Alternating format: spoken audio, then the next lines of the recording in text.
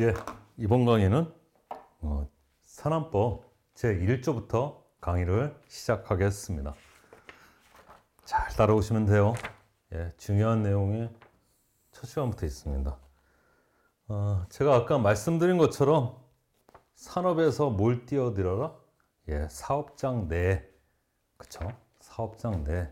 그래서 사업주와 근로자의 관계를 여기서 유추를 하셔야 되고요.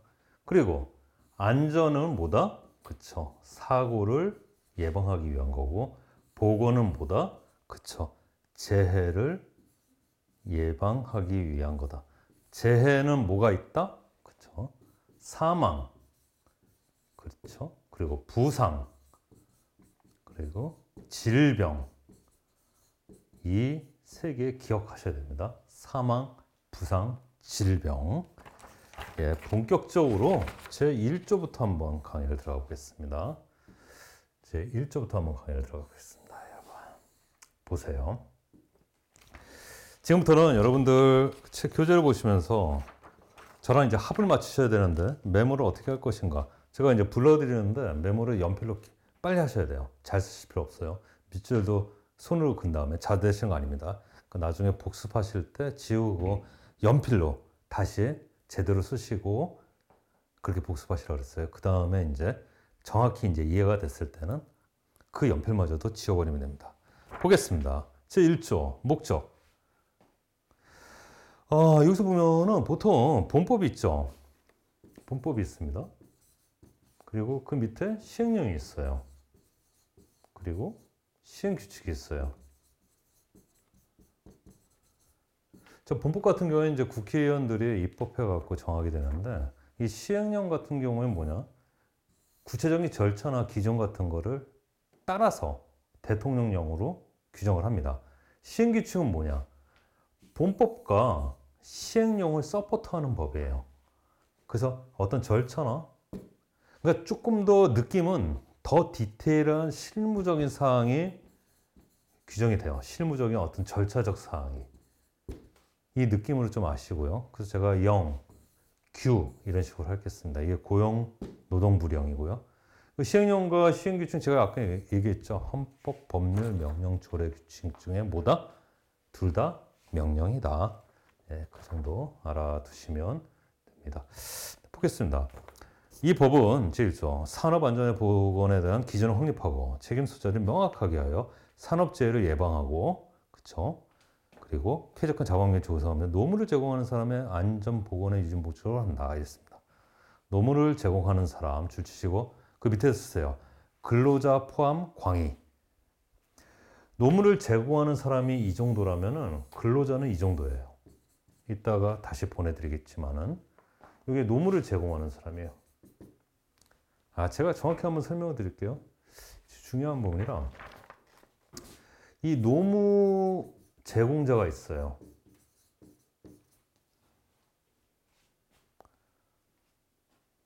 노무 제공. 그러니까 정신적으로나 육체적으로 어떤 노력을 주는 거예요. 그 안에 근로자가 있어요. 근로자가 있습니다. 이 근로자를 구분하는 가장 형식적인 요건은 뭐냐 하면 일단 근로기준, 근로계약서 쓰면 되고요.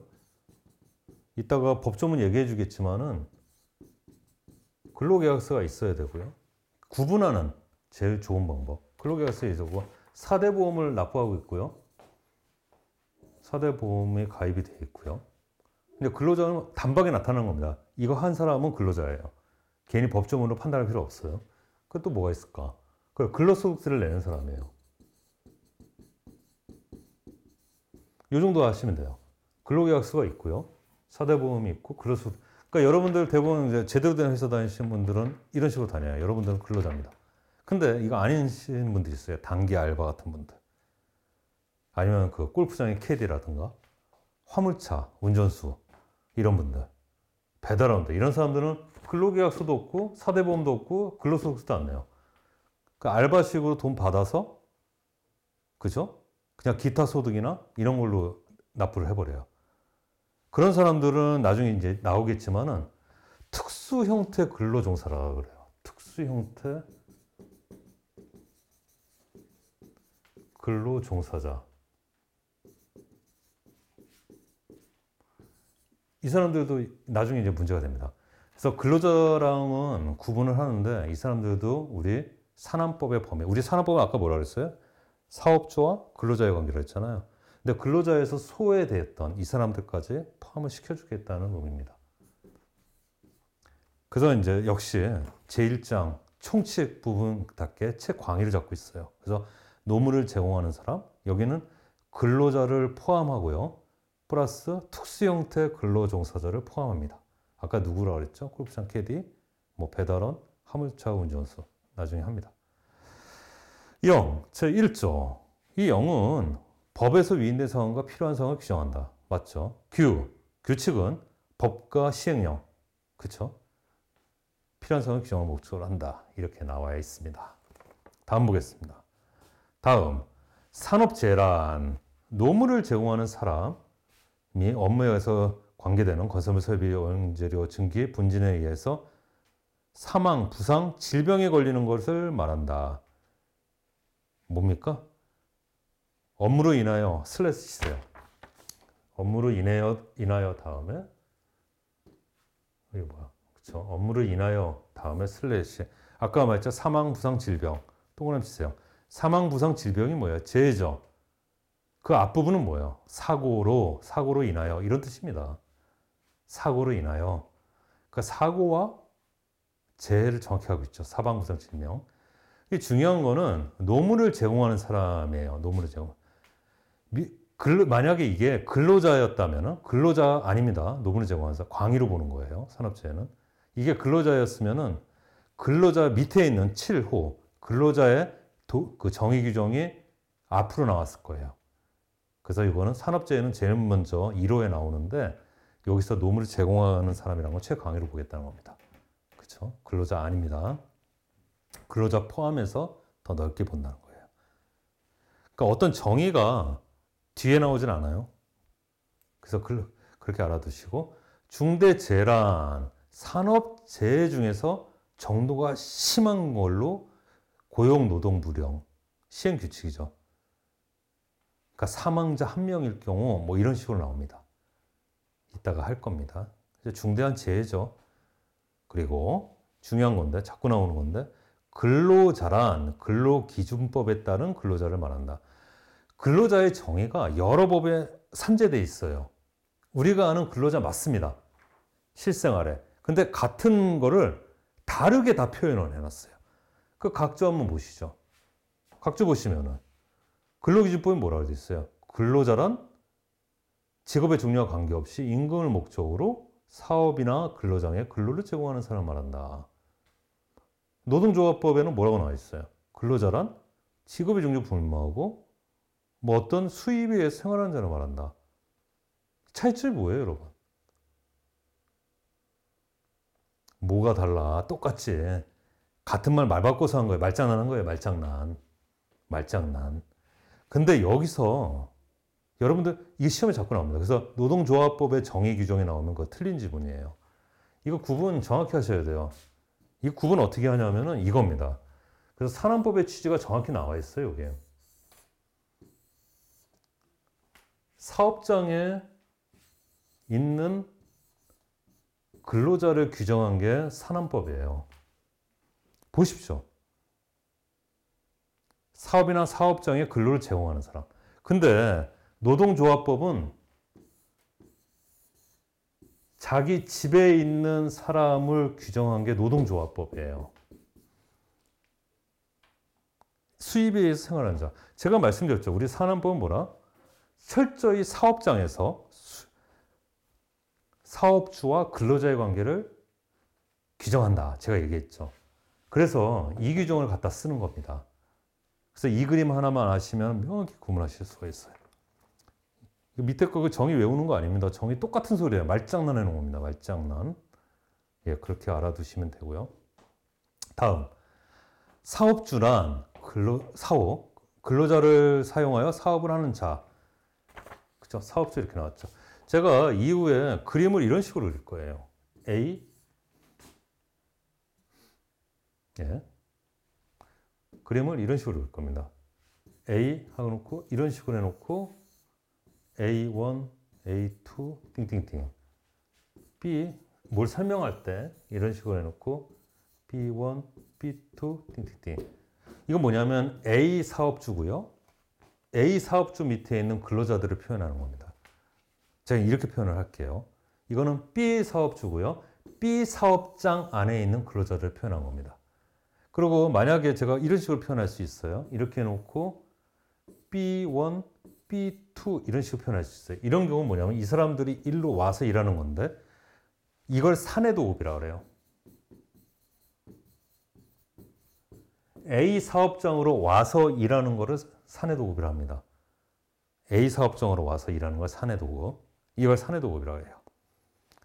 B 사업장에서 도급을 줬는데도 B 사업장에서 일하는 건 사회 도급이에요. 사회 도급은 우리 법에서 규정하고 있지 않습니다. 사내 도급만 얘기하는 거예요. 그래서 우리 법에서 얘기하는 도급은 뭐냐면 다 사내 도급이에요. 다 사내 도급. 사회 도급은 아니에요. 그렇죠? 사회 도급은 무조건 돼요. 무조건 돼. 그리고 여기서 일어나는 사건은 다 얘 책임이야. A 책임이 아니에요. 근데 사내 도급일 때 A 사업장으로 와서 일하는 거 했을 때 B한테 일어나는 일은 얘 책임이 되는 거예요. 그래서 이 부분을 우리 규정하는 게 산안법이에요. 이따 또 할 겁니다. 그래서 이 법에는 규정되어 있는 것들은 다 뭐냐면은 만약에 그 사회 도급은 무조건 다 돼요. 그리고 여기서 문제가 일어나면 다 B 책임이에요. B 책임. A 책임 전혀 없어요. 그 사내 도급일 때 문제가 된다. 이 정도 정확히 알아두시면 됩니다. 다음 5호 보겠습니다. 5호. 이런 것들을 먼저 공부하고 넘어가셔야 돼요. 안 그러면은 주구장창 헷갈립니다. 이것만으로도 이 첫 시간 듣는 것만으로도 뻥 뚫리신 분들이 있어요. 공부 혼자 하시거나 공부 잘못해 오신 분들은 지금 오늘 첫 강의 들으시는 것만으로 뻥 뚫리셔갖고 뒷부분이 한 번에 해결되신 분들 많아요. 보겠습니다. 다음 5호. 근로자 대표란 누구냐 했을 때 근로자의 과반수를 줄 땐 노동조합이 있는 경우에 그 노동조합, 그리고 만약 그 노동조합이 없을 때는 그냥 근로자 과반수를 대표하는 자. 그러니까 무노조 회사들이 있잖아요. 그런 경우에는 근로자 과반수를 대표하는 자가 선출된 자가 이제 말하는 거죠. 그러니까 결국은 노동조합. 그럼 여러분들 노동조합의 꺽쇠 위에 그리고 근로자 과반수를 대표하는 자 이렇게 꺽쇠를 쳐놔야 돼요. 간혹 노동조합인데 실무적으로는 노동조합의 대표자겠죠. 근데 법조문상에는 노동조합의 대표자가 아닙니다. 노조 대표가 아니에요. 법조문에서는 노동조합입니다. 만약에 법조문에서 그 시험에 노동조합의 대표자가 근로자 대표다 이러면 틀린 지문이에요. 법조문에는 실무적으로는 노조 대표가 나와서 하겠지. 하지만 노동조합 자체가 근로자의 대표가 된다는 거, 그 정도 정확히 알아두십시오. 다음은 한번 그림을 보셔야 되는데 좀 여러분 설명이 이해가 안 되거나 그랬을 때 한 타임 멈추시고 강의를 살짝 다시 한번 보시고 들으셔야 됩니다. 이제 지금 제일 중요한 거 할 거예요. 지금부터 하는 거는 지금 최근 가장 한국전력 때문에 최근 가장 이슈가 되는 부분이고 면접에서도 분명히 나올 겁니다. 사고 한번 칠 겁니다. 올해 면접 문제이기도 하고 안 나면 내년에도 날 거예요. 대법 판결이 나와버렸어요. 대법 판결이. 일단 보겠습니다. 어떤 이거부터 볼까요? 그쵸? 어떤 A가 어떤 일을 B한테 줄 때 그걸 도급이라고 그래요. 도급은 도급 계약과 같은 말입니다.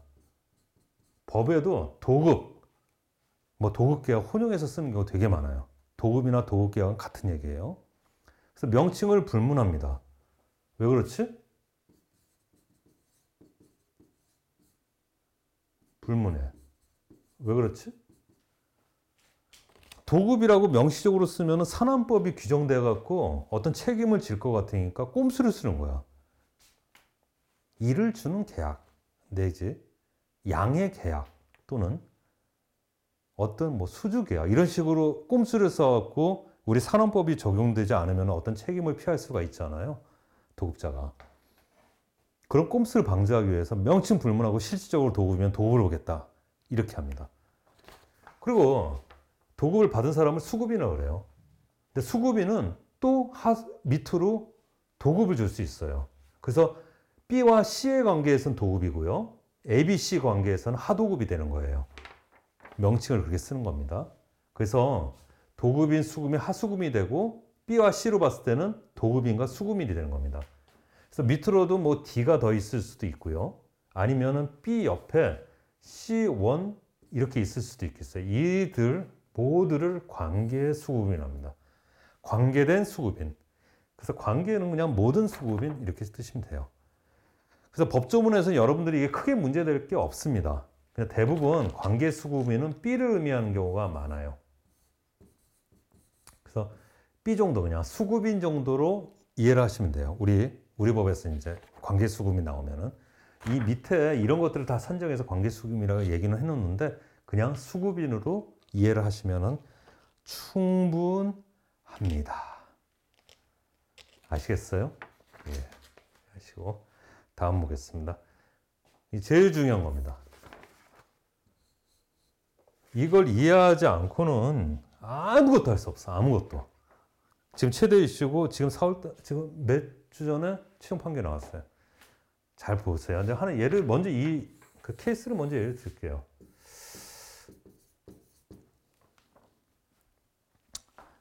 한번 봅시다.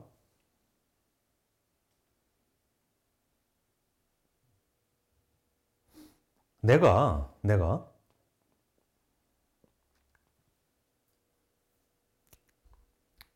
한번 볼까? 이걸 보자. 이걸로 해야겠다. 예, 요게 좀 나을 것 같아요. 이렇게 해볼게요. 예. 여기서 좀 써볼게요. 내가 한전이에요. 한국전력공사. 뭐 하는 업체죠? 그쵸? 전력 설비를 설치를 하고 우리 수요자한테 전력을 공급해주고 하는 데죠. 이 사람이 다른 외부 업체한테 전봇대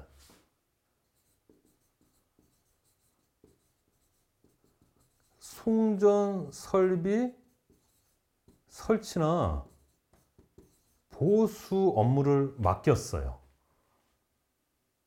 그런 경우를 수급인이라고 그래요. 수급인. 무슨 말씀인지 아시겠습니까? 이런 케이스가 있고요. 나는 양말 공장이야. 양말 공장인데 양말을 만드는 데잖아요. 근데 공장 지붕이 비가 새네. 그래갖고 공장 지붕 수리를 맡겼어요. 이런 경우에 어떻게 볼 것이냐는 거예요. 둘 다 수급인이 되는 건 맞아요. 근데 우리 산업법에서는 이걸 구분을 합니다.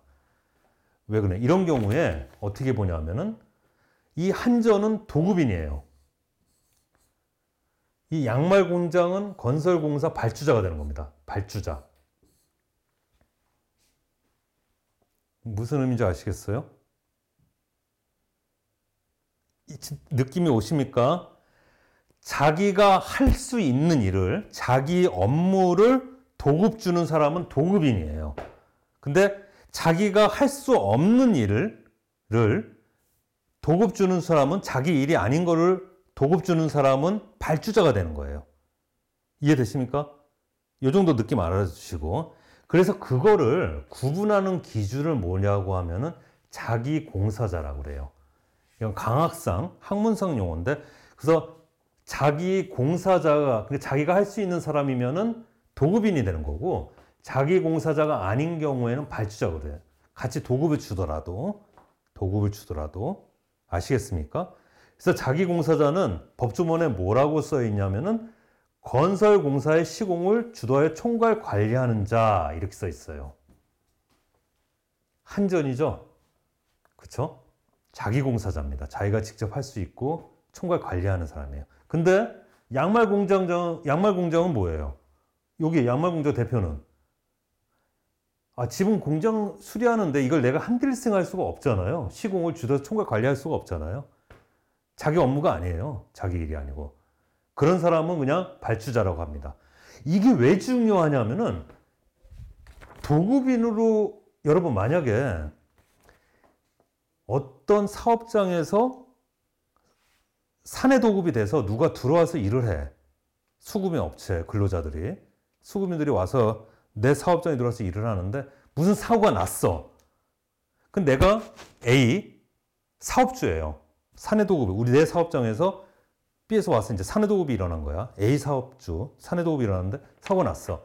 만약에 여기서 내가 일을 줬는데 도급해 준 게 맞는데 내가 도급인으로 판단되는 게 유리해요? 발주자로 판단되는 게 유리해요?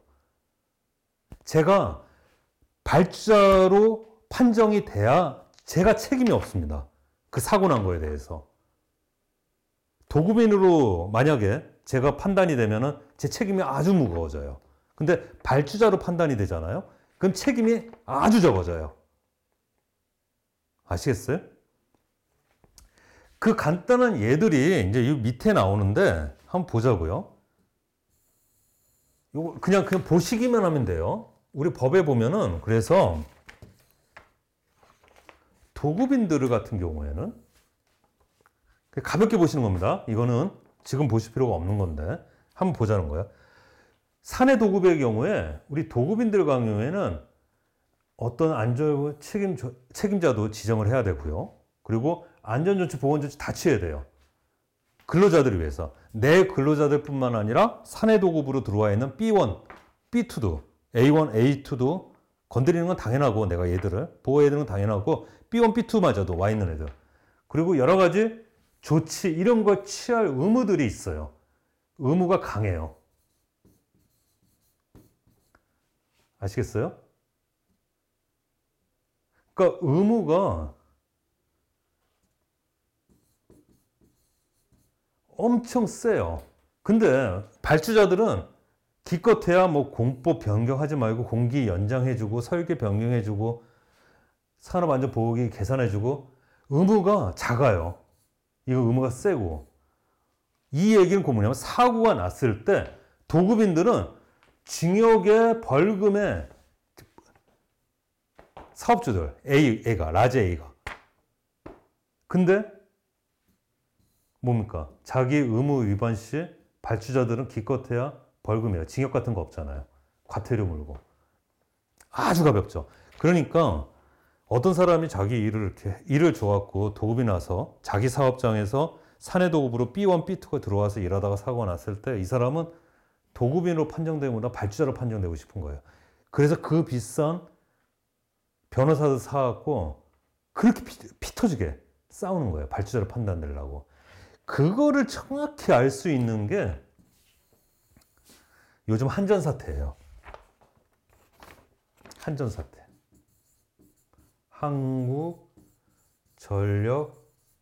한국전력공사. 그래서 기존 판례는 한국전력공사를 뭘로 봤을까요? 외부 업체가 들어와서 일하다가 사망으로 죽었을 때 뭘로 봤을까요? 발주자로 봤습니다.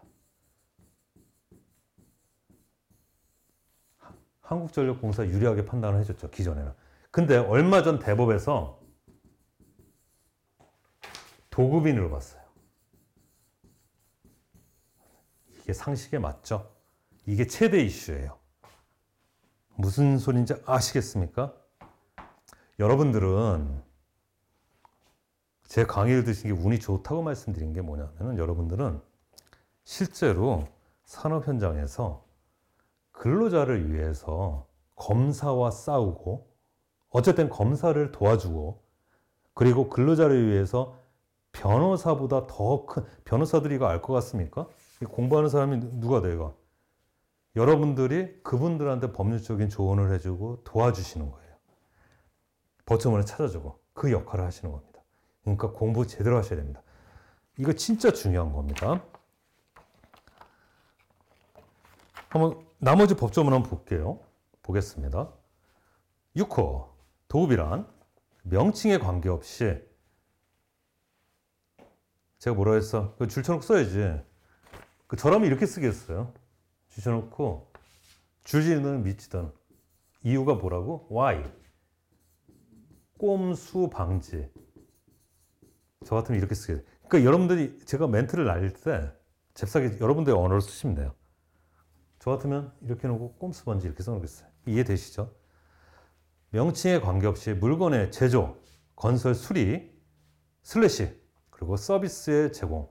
그러니까 제조 점, 건설 점, 뭐니까 다 또는이죠. 그러니까 제조는 예를 뭘 들을까? 타이어 제조, 그렇죠? 건설은 공장 건설 쓰고 계시죠? 그리고 수리는 뭐예요? AS 센터겠죠? 그리고 서비스의 제공은 경비용 같은 거. 그밖에 업무, 모든 업무에 모든 업무. 타인에게 맡기는 계약을 도급이라 한다. 그렇죠? 그다음 도급이는 물건의 제조, 건설, 수리, 서비스 제공, 그 밖의 업무를 도급하는 사업주를 말한다. 다만 발주자를 제외한다. 확실하게 제외해냈죠. 원래 발주자가 우리 산안법 밖의 법과 상식적으로 봤을 때는 도급인에 속해요. 민법상 도급인이에요. 다른 법에 의하면. 근데 우리 산안법에서는 도급인이 아니에요. 왜? 산안법상 도급인이 된 수가 엄청난, 아까 페널티 봤죠? 징역에 벌금에 의무도 엄청 많고. 그러니까 산안법에서만 도급인이 아니에요. 근데 이 산안법 밖에서 민법이든 타법이든 일반 상식적에서는 도급인이 맞아요. 이해하셔야 됩니다.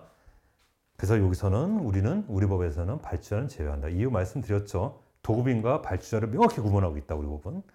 다음 수급인은 도급인으로부터 도급받은 사업주를 말한다. 맞죠? 다 사업주를 얘기합니다. 라지 B예요. 라지 B. 도급인은 누구예요? 라지 A고.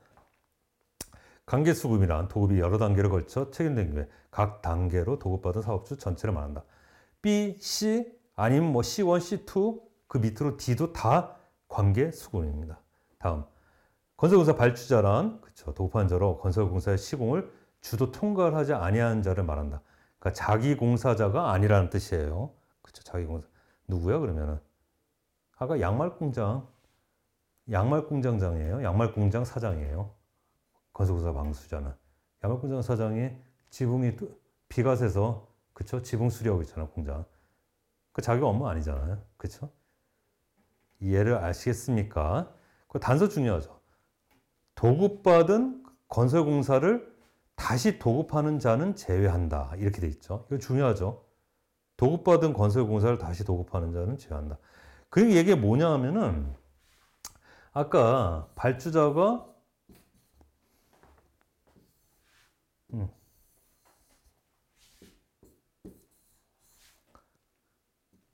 발주자잖아요. 이렇게 했을 때 이런 패턴이 일어나요. 그래서 건설공사 발주자가 도급을 주죠. 그렇죠? 그건 수급인. 누가 들어왔냐? 현대건설이 들어와 있어요. 제가 한번 볼게요. 이렇게 해볼게요. 어떻게 해볼까? 나는 진짜 나는 이렇게 뭐랄까 삼성전자라고 하자. 오케이. 나는 삼성전자야.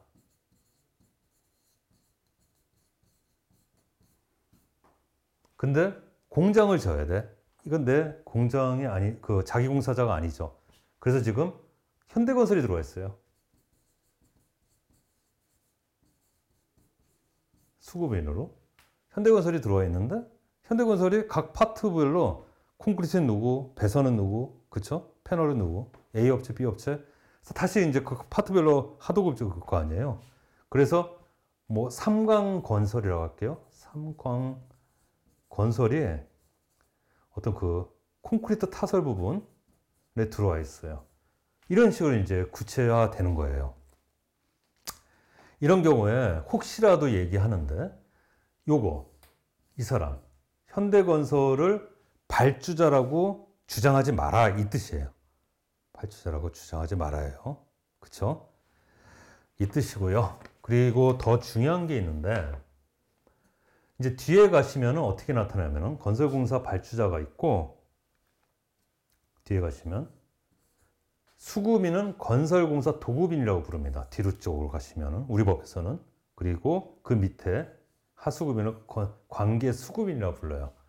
그 뒤에서 헷갈리지 마시라 이 뜻을 말씀드립니다. 나중에 건설공사 파트 가면은 건설 발주자 수급인 하수급인이 맞는데 각각 부르는 명칭이 건설공사 도급인, 건설 관계수급인 이 명칭으로 부른다. 아시겠습니까? 이거 헷갈리지 말라 라고 제가 말씀을 드릴게요. 다음 보겠습니다.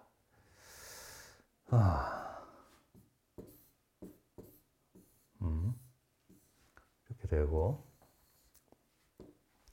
다음 보겠습니다. 페이지 넘게 11호 건설공사란 다음 갖고 어느 법에 의한 건설공사, 법에 의한 전기공사, 정보통신공사, 소방시설공사, 그리고 문화재수리공사 이건 모든 법에 똑같이 써 있어요. 건설공사. 그렇죠? 알겠습니까? 건설공사란. 그 여기서 여러분은 아실 게 다목인데 아까 제가 한전사태 얘기했잖아요. 그렇죠? 정보통신공사. 아니. 남목과 다목 기억하셔야 돼요. 아까 이제 발주자 얘기했죠. 그래서 남목에는 한국전력공사 써놓으세요. 남목에는. 한국전력공사. 다목에는 KT랑 SKT. 이동통신회사들이죠. KT랑 SKT. 써놓으세요. 이런 것들 다 건설공사예요. 시설 하는 거잖아요. 다 건설공사입니다. 그거 써놓으세요. 그 정도 알아두시면 됩니다. 또 하나 알아볼까?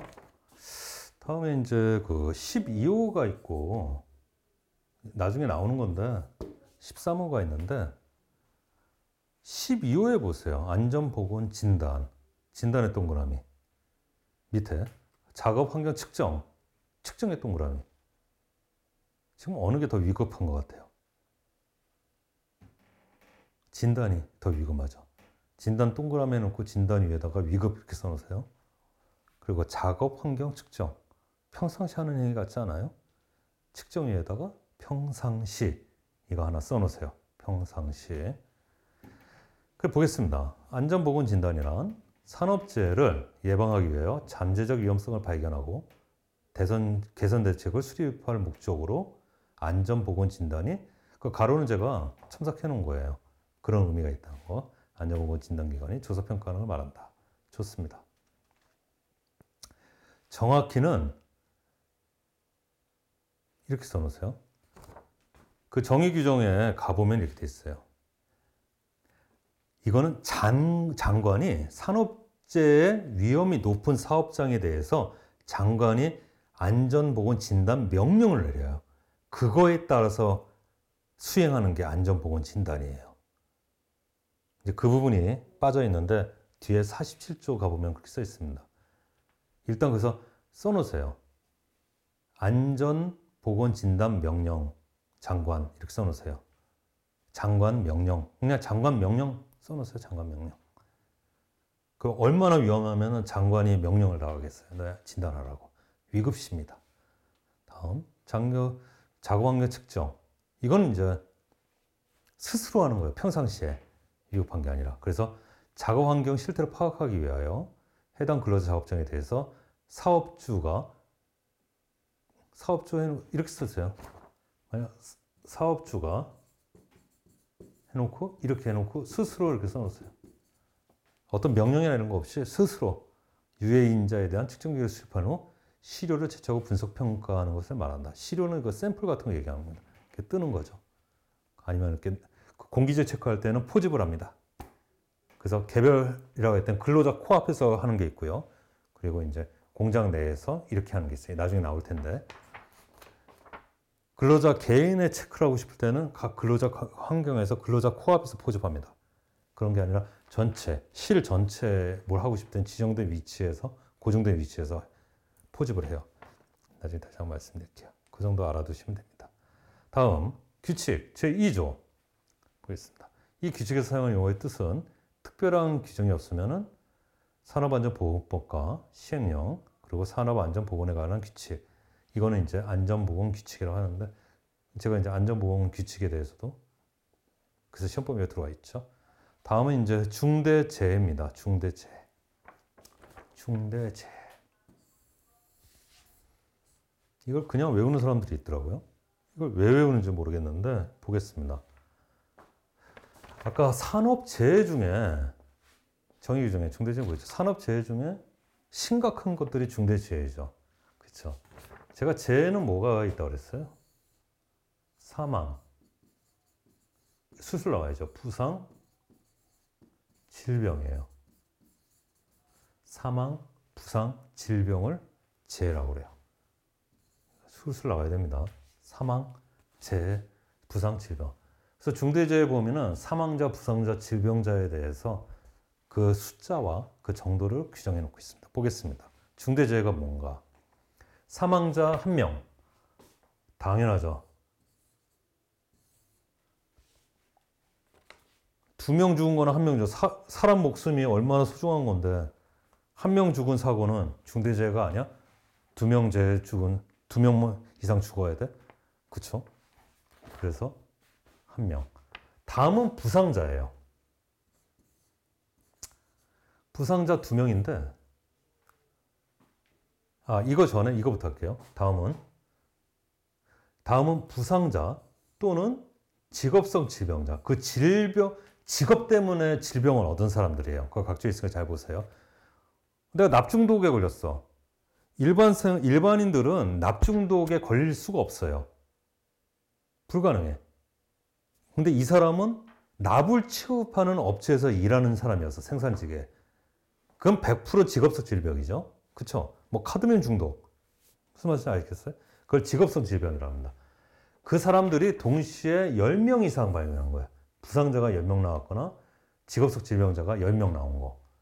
이거를 중대재해라고 해요. 동시에. 그러니까 같은 사고로 같은 원인으로 나왔다는 뜻이에요. 동시가. 그쵸? 같은 사고로 같은 원인으로 나왔다는 겁니다. 그 동시의 뜻이. 다음은 이건데 부상자 같은 경우에 2명만 발생해도 인정해 주는 경우가 있는데 뭐냐면 3개월 이상의 요양. 이 3개월이라는 거는 여러분 뭐냐면은 여러분 정형외과 아주 심각한 거예요. 3개월 이상은 의학적으로. 여러분 손가락 부러져서 정형외과 가잖아요. 그럼 3개월 정도 깁스합시다 이래요. 아주 심각한 겁니다. 그리고 만성이나 중증의 최소 기준이에요.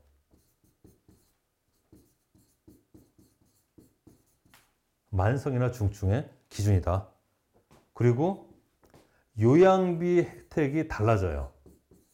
그러니까 어떤 수치로서의 인계적 의미가 있는 개월수예요. 3개월 이상 요양이든 진단이든.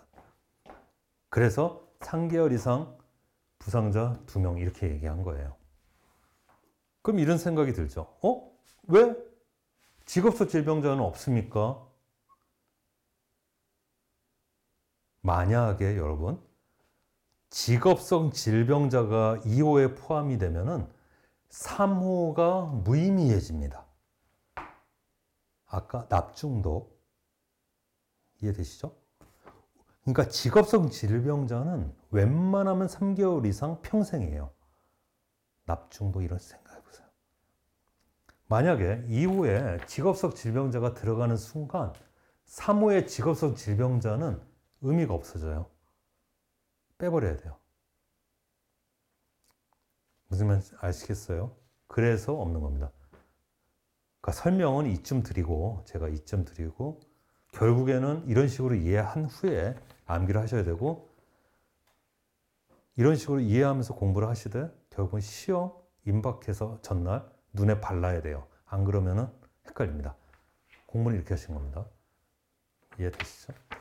그 정도 하시고 보통 이제 아까 의학적 기준에 대해서 얘기했는데 보통 3월, 6월, 1년 이런 단위로 나뉘어요. 어떤 그 진단 기준이 나올 때 그 중에 이제 3개월이 나온 겁니다.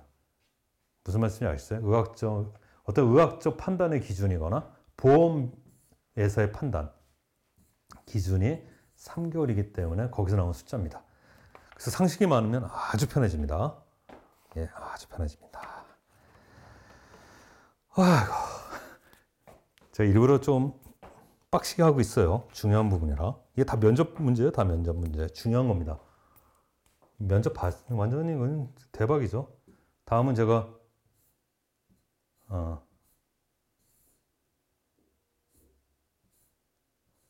그래서 기출문제 공부 방법에 대해서 제가 좀 얘기하고 싶은데 보세요.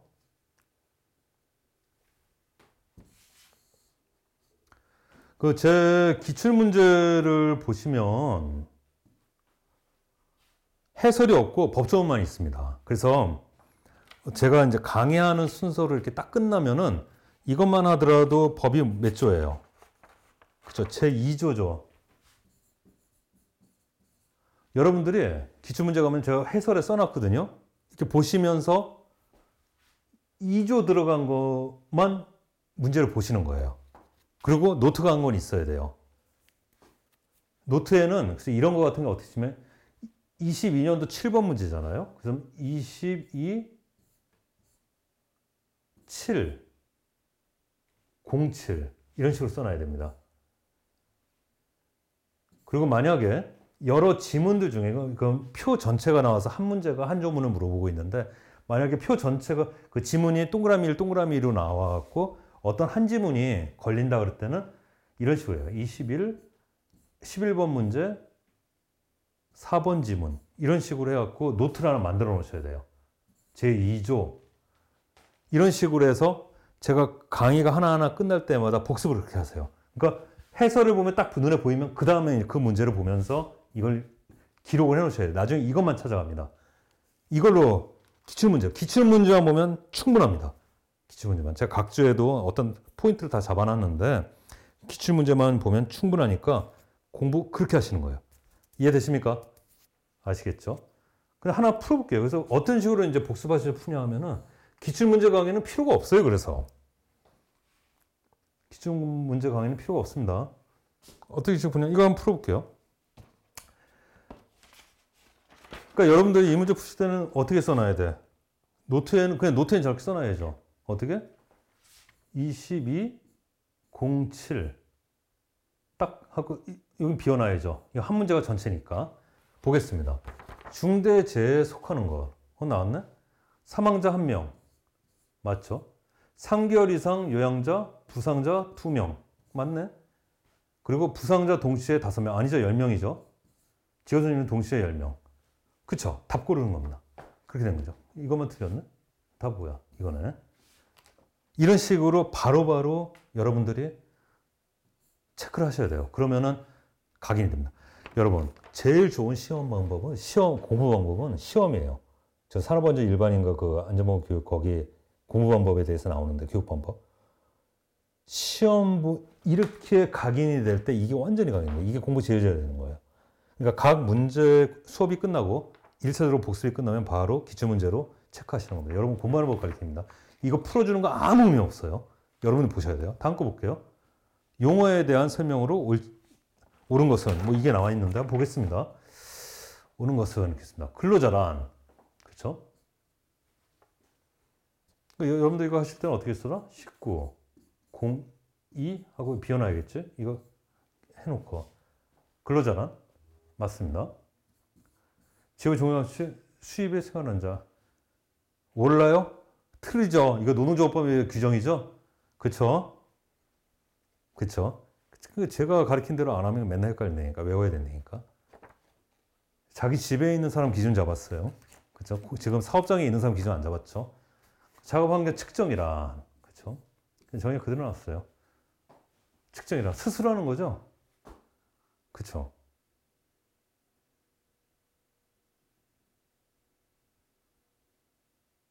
맞네. 그쵸? 맞아요. 안전보건진단이란 안전진단, 보건진단이라는 뜻입니다. 뭐예요? 진단이에요, 진단. 이게 옛날 문제라 그렇죠. 19년도니까 이 점이 찍혔는데 요즘에는 이 점을 빼버립니다. 법조문 보세요. 그냥 안전보건진단으로 돼 있어요. 안전점 보건진단 이렇게 안 돼 있어요. 그냥 한 문장으로 해버렸습니다. 자녀 요인 발견하고 개선된 노인 지정하는 자가 하는 조사. 안전보건 전문가가 한다고 그랬어요. 이것도 맞습니다. 다음. 중대재해는 상해 유산 필요한 부상자가 동시에 2명. 맞네요. 이런 식으로 해서 여러분들이 복수를 바로 이렇게 들어가셔야 됩니다. 그러면은 완전히 각인이 돼요. 가슴 속에. 공부는 그렇게 하시는 거다. 예. 그러시면 되죠. 다음 거 볼까? 다음 거 보겠습니다. 지금 제가 거기 보면은 중대재해 처벌에 관한 법률 이렇게 이제 문제가 있는데 나중에 한번 다시 할 텐데 뒷파트에서 가볍게 한번 볼게요. 왜 그러냐면은 우리 아까 규칙 제3조에서 중대재해 범위가 나왔잖아요. 그거랑 헷갈리지 마시라는 거예요. 이게 중대재해 처벌법이라고 했는데 올해 2020년, 22년 1월부터 시행이 됐어요. 이게 시험에 날짜는 될지 모르겠는데 내고 싶어요. 우리 이게 시험 범위가 명확치가 않아요. 그냥 산업안전 일반에서 자꾸 내고 싶어해. 산업안전 일반 교수들이 자꾸 내고 싶어 한다니까 이런 거를. 특별한 건 아닌데 제가 볼게요. 이거 제가 말씀드리는 것만 하면 됩니다. 1조 보면은 쭉쭉쭉쭉 나와 있는데 거기 보면은 사업주 슬래시 있어요. 사업주 슬래시 그 다음에 경영 뭐 공무원 이렇게 나와 있죠. 그래서 이렇게 해놓고 확대해 놓으세요. 산안법은 내가 뭐라 그랬어 정확히? 그쵸? 사업주와 근로자의 관계만 규율한다 그랬죠. 근데 중대재해처벌법은 얘기가 다르죠. 어떻게 돼? 경영 책임자, 공무원까지 책임이 있다면, 그쵸? 확대를 관계자 확대 왕창 해버렸습니다. 책임져야 될 사람들. 바짝 긴장할 수밖에 없는 거죠. 그리고 쭉 밑에 쫙 보면은 처벌 등을 규정함으로써 중대재해를 예방하고 시민과 종사자의 생명을 보호하는 목적을 한다. 시민 동그라미, 종사자 동그라미. 이 종사장은 근로자 유사하고요. 근로자 유사 써놓고 시민에나 써놓으세요. 확대. 보호하는 것도 확대시켰어요. 그러니까 책임져야 될 사람도 확대시켜놓고 보호해야 될 사람, 그렇죠? 피해를 구제해 줄 사람도 시민까지 확대해버렸어요. 우리 산안법은 뭐였어요? 철저히 사업주와 근로자. 시민이 만약 피해를 봤다? 이건 민법상 알아서 해결해라. 일반적인 법, 형법으로 알아서 해결하라. 이거였는데 중대재해처벌법은 시민이 들어옴으로 해서 더 엄격한 보호를 받겠죠. 더 많이 배상해주고 그런 겁니다. 이제 그렇게 알아두시고요. 제2조 한번 보겠습니다. 중대재해란 중대산업재해와 중대시민재해 느낌 오시죠? 산업재해는 뭐겠어요? 밑에서 그냥 그 종사자와 사업주, 그쵸? 근로자의 관계 비슷하게 하는 거고 시민재해는 밖에 있던 시민들이 피해를 본 거예요. 얼마 전에 이제 그 현대 아산 무너지고 막 이랬는데 지나가던 시민이 피해를 봤다. 그랬을 땐 거기에 중대시민재해로서 되는 거죠. 그래서 여러분 그저 그 중대산업재해 앞에다가 2호 앞에다가 투 종사자 이렇게 써놓고요. 3호 앞에다는 투 시민 이렇게 써놓으세요. 종사자, 시민 이렇게 써놓으시고 사망자는 한 명이에요. 다 비슷합니다. 아까 중대재해랑. 근데 조금 더 이렇게 조금 더 강화된 요건들이 보일까요? 한 명 죽거나 2명 죽거나 야 2명 죽으면 더 심각한 사고야? 아니에요. 사람 목숨값은 똑같습니다. 1명이나 10명이나 100명이나. 그래서 사망자들은 다 1명이에요. 대신 3개월 이상이었는데 2배죠. 2배로 떴죠. 6개월 이상. 그쵸? 어디서만? 종사자에 대한 중대산업재해에서. 근데 시민재해 같은 경우에는 더 얘기가 다릅니다. 시민들은 더 엄격하게, 더 보호를 강화시켜놨어요. 그래서 요건이 더 다운돼 있어요. 그냥 느낌으로 아셔요. 느낌으로. 그냥 그런 겁니다. 그리고 또 한번 보겠습니다. 그리고 이 중대재해처벌법은 사업주와 근로자 양쪽에 헌법소원이 다 진행되고 있어요. 위원이라고. 서로 자기들한테 불리하대. 서로 자기들한테. 그 극단적인 게 이제 제3조인데 제3조에 보면 5인 미만의 사업장에 정하지 않는다. 이렇게 돼 있어요. 5인 미만의 사업장에는. 이건 중대산업재해고 5인 미만의 5인 미만의 사업장이라 하더라도 그 근로자, 종사자에 대해서는 적용되지 않는데 근데 사고가 났는데 지나가던 시민이 다쳤다. 그땐 적용이 돼요. 중대시민재해는 해당. 그죠? 중대시민재해는 해당한다. 이 규정은 누가 헌법소원을 했을까요? 사업주가 했을까요? 근로자가 했을까요? 근로자 측에서 제정했겠죠? 아니 5인 미만 사업장이라고 해서 왜 근로자를 보호 안 하면 되냐 이거죠. 아시겠어요? 그래서 근로자 쪽에서 돼 있다. 다음 15조 손해배상 책임. 써놓으세요. 징벌적 손해배상. 우리나라에 이런 법은 그 서양 선진국에서 많은데 원래 손해배상은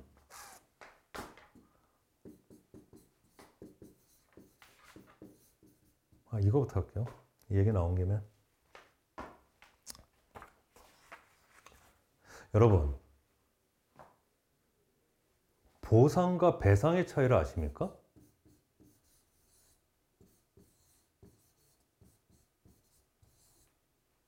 보상과 배상의 차이를 아세요? 모르시죠? 보상은 손실이 따라와요. 손실보상이래요. 배상은 손해배상 이럽니다. 손실배상이란 말은 없어요. 손해보상이란 말도 없어요. 이 보상은 뭐지? 여러분이 저 말죽거리에 땅을 가지고 있는데 수용이 됐네?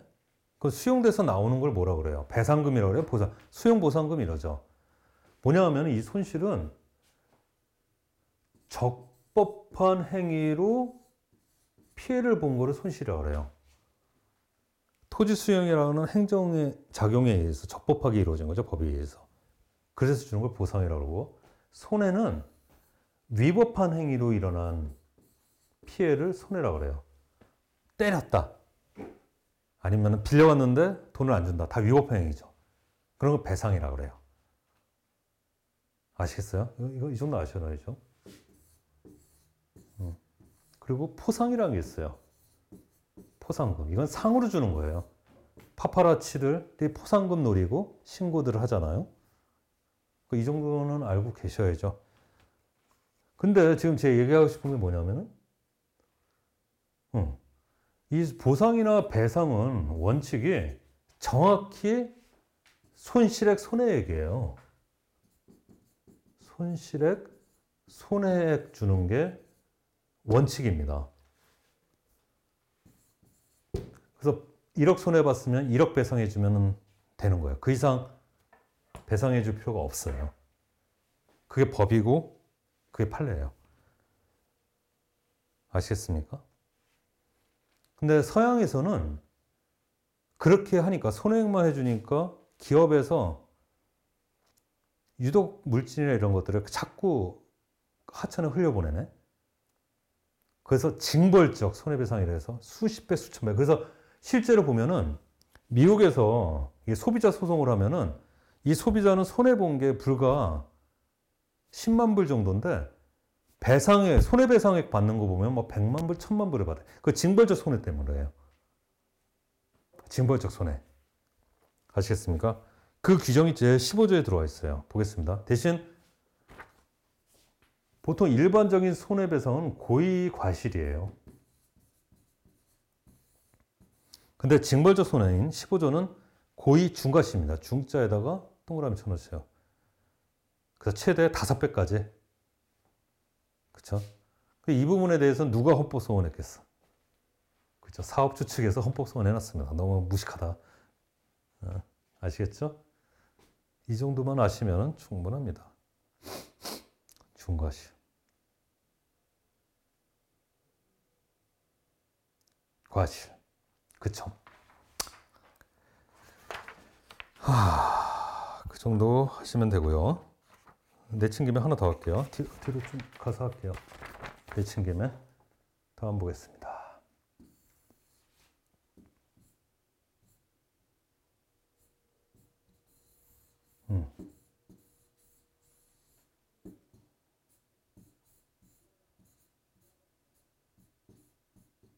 그렇게 되고요.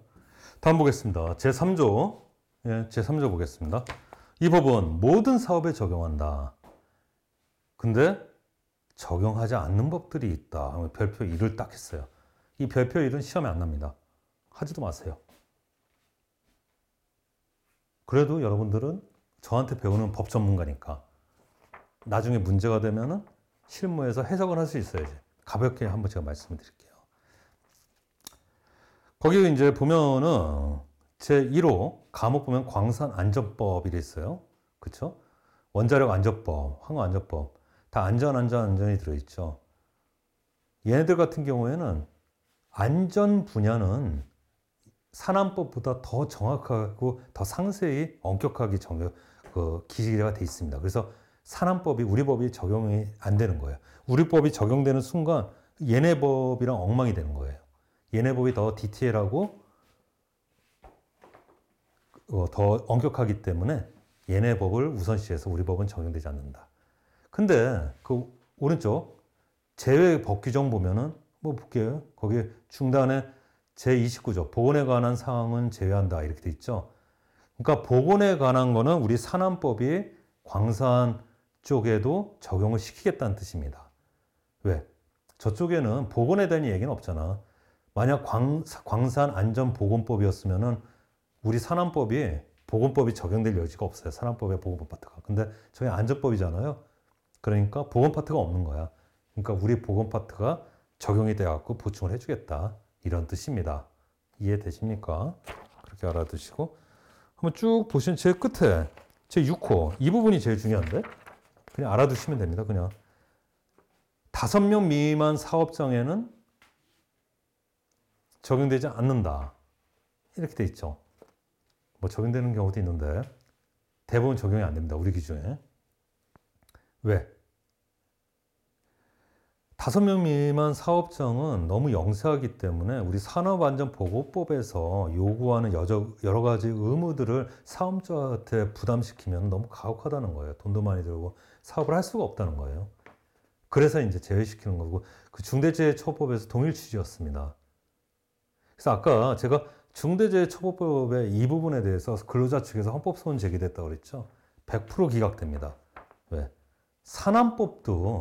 산업안전보건법도 5명 미만 적용 안 하는데 중대재해처벌법을 적용한다는 게 말이 됩니까? 그 부분은 100% 기각될 거예요. 예, 이번 강의는 여기서 마치고 다음 강의 또 하겠습니다. 수고하셨습니다.